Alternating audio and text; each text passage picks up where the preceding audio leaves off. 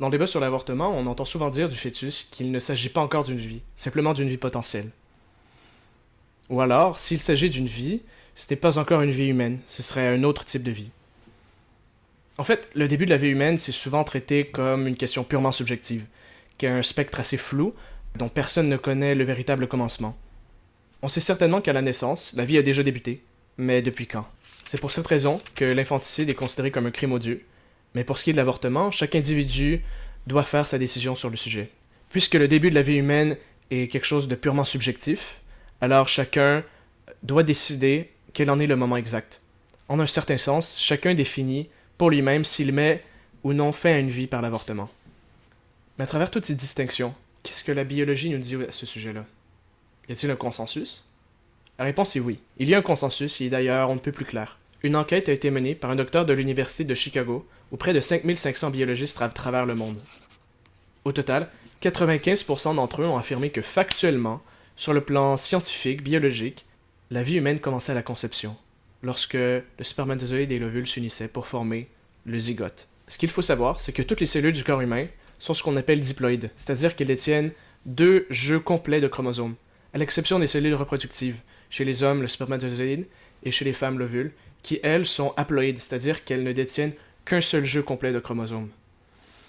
Au moment de la conception, quand il y a cette union entre le spermatozoïde et l'ovule, ces deux cellules-là cessent d'exister et en forment une nouvelle.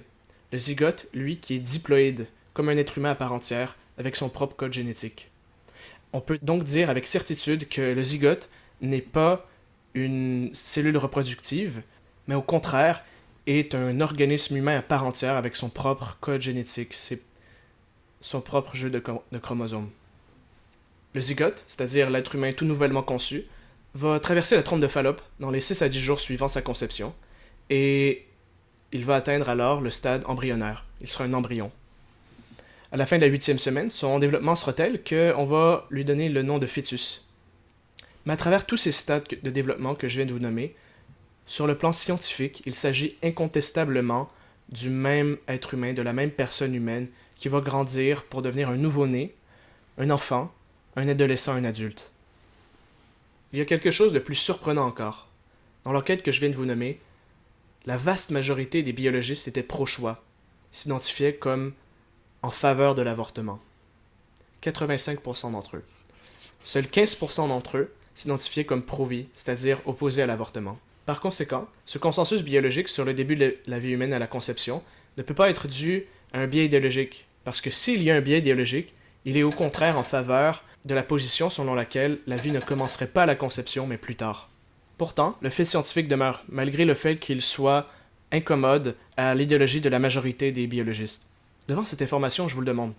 Dans le contexte du débat sur l'avortement, dans les médias, les institutions scolaires, l'éducation supérieure, vous a-t-on déjà clairement communiqué cette vérité biologique de base? Si la réponse à cette question c'est non, ne pensez-vous pas que c'est inquiétant? Comment se fait-il que les mêmes institutions qui nous encouragent à être en faveur de l'avortement omettent, occultent cette information aussi cruciale pour pouvoir se positionner de manière informée?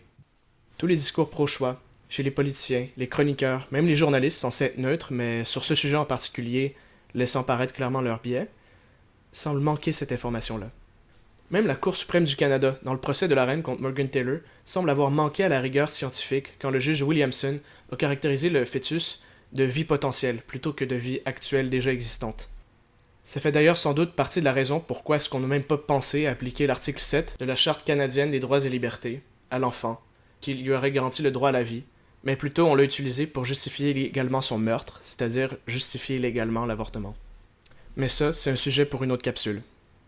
Pour cette vidéo, récapitulons ce que nous avons vu. Sur la question biologique du début de la vie humaine, il y a un écart important entre ce que le public et les institutions affirment être vrai et la réalité scientifique qui est quasiment au-delà de tout doute. Dès la conception, on parle d'une nouvelle vie humaine, d'un nouveau membre de la famille humaine qui apparaît, qui commence à exister. Si la vie commence véritablement à la conception, qu'est-ce qu'on doit faire ensuite avec cette information-là? Qu'est-ce qu'on en fait de cette vie quand on commet un avortement? Clairement, au terme d'un avortement, cette vie a pris fin. En quoi n'est-ce pas un meurtre? Souvent on se dit en faveur de l'avortement sous le prétexte qu'on est en faveur de l'intégrité corporelle, que chaque personne a le droit de faire ce qu'il désire avec son corps. Mais si on apprend que dans une grossesse, dans chaque grossesse, il y a deux corps, deux personnes humaines ayant tous les deux autant le droit à leur intégrité, alors comment garder cette position-là? Je vous laisse réfléchir à ces questions-là, et je vous donne rendez-vous pour la prochaine capsule, où nous parlerons plus en détail de la bioéthique de l'avortement. Merci beaucoup.